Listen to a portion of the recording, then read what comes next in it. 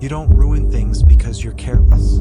You ruin them right when they start to matter, when the opportunity gets real, when the relationship gets serious, when success feels close enough to touch, and somehow you pull back, you procrastinate, you say something cold, you miss the deadline, and afterward you tell yourself it was just bad timing. But what if it wasn't? What if this is self-sabotage? And what if it feels like protection for a reason? Person walking alone at night.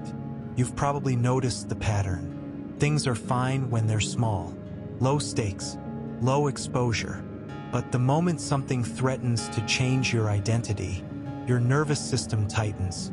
You suddenly feel tired, distracted, irritated. You start focusing on flaws, in the job, in the person, in yourself. And slowly, almost invisibly, you create distance from the very thing you once wanted. This isn't random. It's a psychological pattern called defensive avoidance. When your brain senses a possible threat to your sense of self, it doesn't ask, "Will this make me happy?" It asks, "Is this safe?" And safety to your brain is familiarity, even if that familiarity is disappointment. Empty room with sunlight. Here's the part that's harder to see. If you grew up in an environment where success raised expectations, or love felt unpredictable, or mistakes led to shame, your brain learned something important. Standing out is risky. Being vulnerable is dangerous. Hope leads to pain. So it built a system to protect you. Self-sabotage isn't laziness. It's an adaptive response.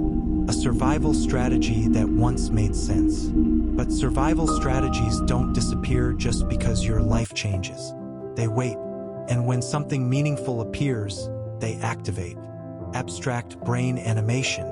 Neuroscience explains this through the threat detection system, especially the amygdala. The amygdala doesn't understand context. It understands patterns.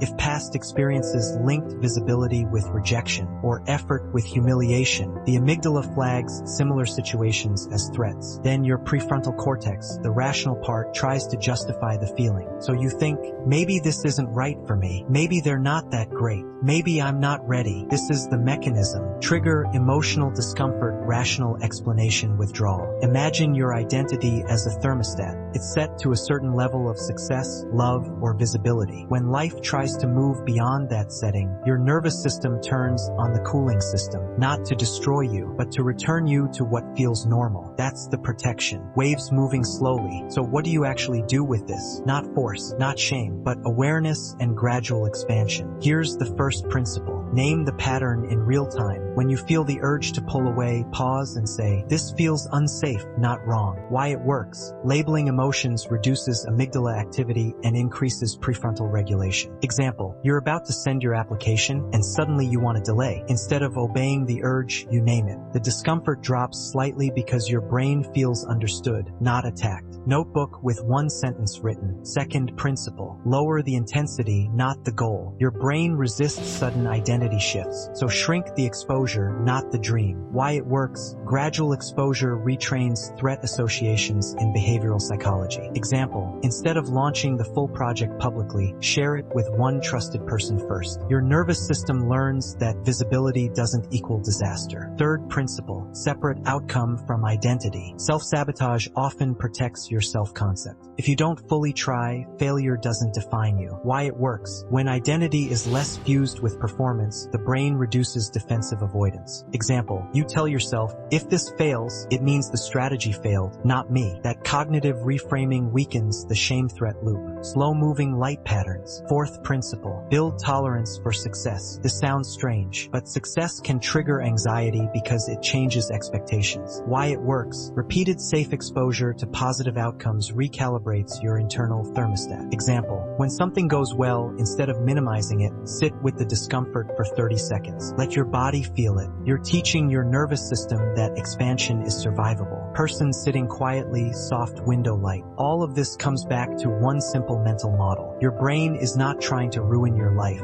It's trying to keep you within the boundaries it once learned were safe. Self-sabotage is outdated protection, like armor you forgot you were wearing. It's heavy, it restricts movement, but it once saved you, and you don't rip off armor violently. You loosen it, piece by piece. Sunrise light entering a dark room. The next time you feel the urge to step back from something meaningful, don't immediately fight it. Get curious. Ask, what is this protecting me from? The answer might not be logical. It might be old, but when you understand the protection, you no longer need the sabotage. And slowly, almost quietly, your thermostat resets, not because you forced it, but because your brain finally learned that growth is not the same thing as danger, and that protection can evolve.